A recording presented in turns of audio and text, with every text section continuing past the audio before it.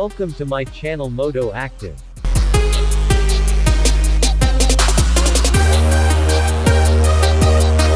New 2022 Ducati Desert review. For several years there has been a trend for 1970s inspired retro bikes leading to an excess of models that take cues from the 50-year-old designs that some riders today experience for the first time.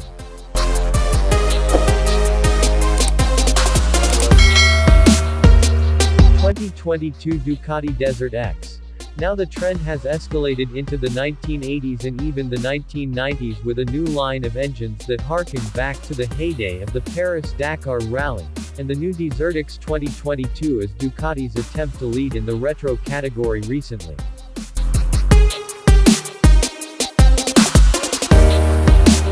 Ducati hinted at its intentions in 2019, showing the Desert X Scrambler concept, inspired by the Ducati engine Cagiva Elephant. But the 2022 production Desert X, carrying similar styling but on a completely different platform, has no market for itself.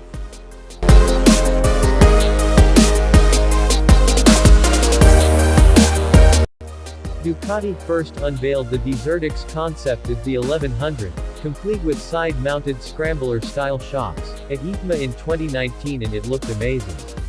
Today's production bike looks just as dramatic and, fortunately, Ducati has kept the twin headlights of the concept bike.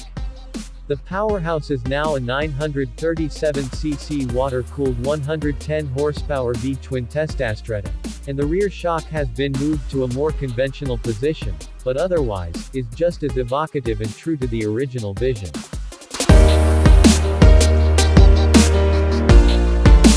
This is also a big step for Ducati, which is stepping into a new class.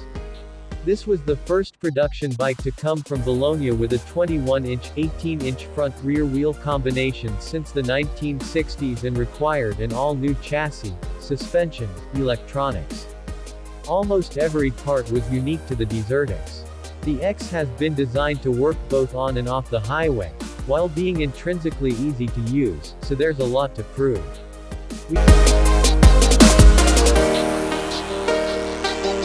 He flew to Sardinia, Italy, to test his credentials, both on and off the road.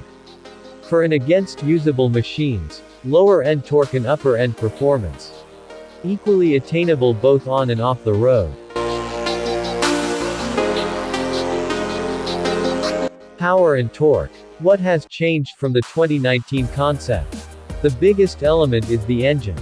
Back in 2019, the Desert X Scrambler concept took the greasy part of the air-cooled Scrambler 1100 layout that will decorate it with about 86 horsepower.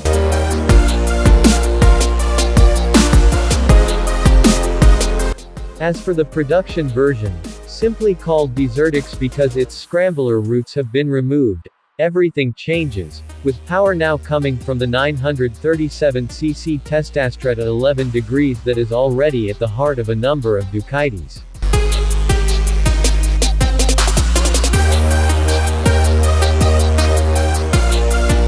The Hypermotard 950, Monster, Multistrada V2 and Supersport 950 have all used it. But no complaints from Desert X. The off-road Ducati feels a lot lighter than its claimed 202 kg dry weight. I can change my route easily to avoid boulders or get out of rut, and was even able to jump over odd little jumps with relative ease.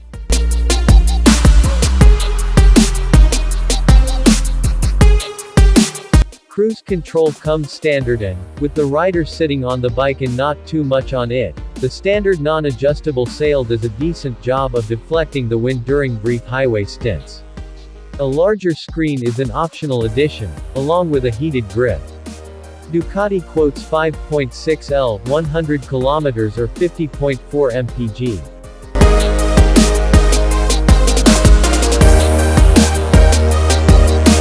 I completed 248 kilometers, 149 miles, with 109 kilometers, 68 miles remaining and an average of 5L, 100 kilometers or 56.5 mpg, better than the numbers Ducati claims.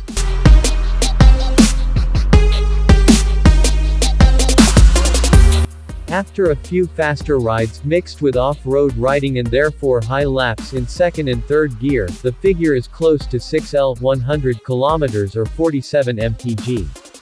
Brake. Ducati hasn't skimped on brakes. There are large M50 calipers up front.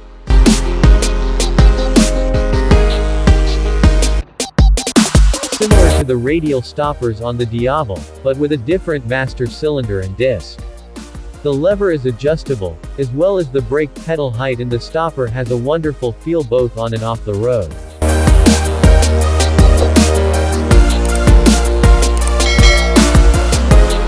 A Bosch IMU provides cornering ABS and lean-sensitive traction control, as well as a wheelie control system, while other technologies include engine brake control and an up-down quickshifter. Cruise control comes standard but not hill assist, which I would expect on a bike at this price point.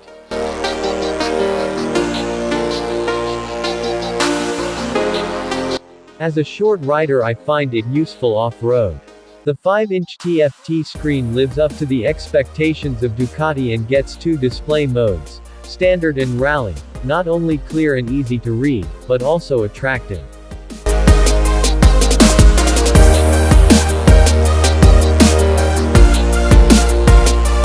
Standard features a lap counter and a large digital speedo, with clear gear positions, but in Rally, travel and fuel range are even greater.